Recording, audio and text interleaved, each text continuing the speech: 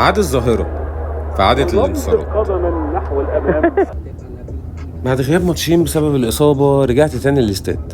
ماتش من أهم ماتشات الدوري، الزمالك أمتع وأبدع وفرح جمهوره وقدر يكسب بفوز مريح ومستحق على أحسن فرقة بتلعب كورة في الدوري السنة دي لحد دلوقتي، مصر البورسعيدي. الشبيبة عدت عليا، لا مؤاخذة ركبنا الطريق طلعنا على اسكندرية عشان نضرب أكل الكبدة معتبرة هتشوفوها في الفلوج عند بونجا، وبالمناسبة فيها مفاجأة كبيرة. الزمالك لعب أحسن ماتش ليه السنة دي، خصوصا الشوط الأول، ضغط، شراسة، استقتال على كل كورة. بجد الفرقة النهاردة كانت كلها في حالتها، حتى الخواجة نيك. بدأ واحنا بنلعب تحت الكورة وده مش كويس.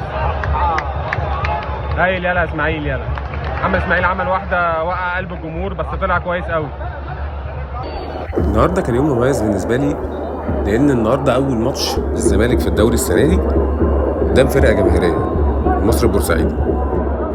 ومن هنا حابب أوجه تحية لأي جمهور بيحضر ويساند فرقته من الاستاد، بس مش أي جمهور يعني، هذا ناس كده معينة هم عارفين نفسهم.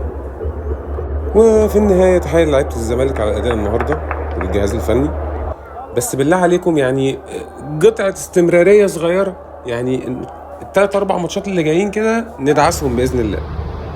اعمل فولو ولايك وشير وسبسكرايب، فعل زر الجرس، واشوفكم ان شاء الله يوم الخميس في الاسماعيلية. سلام.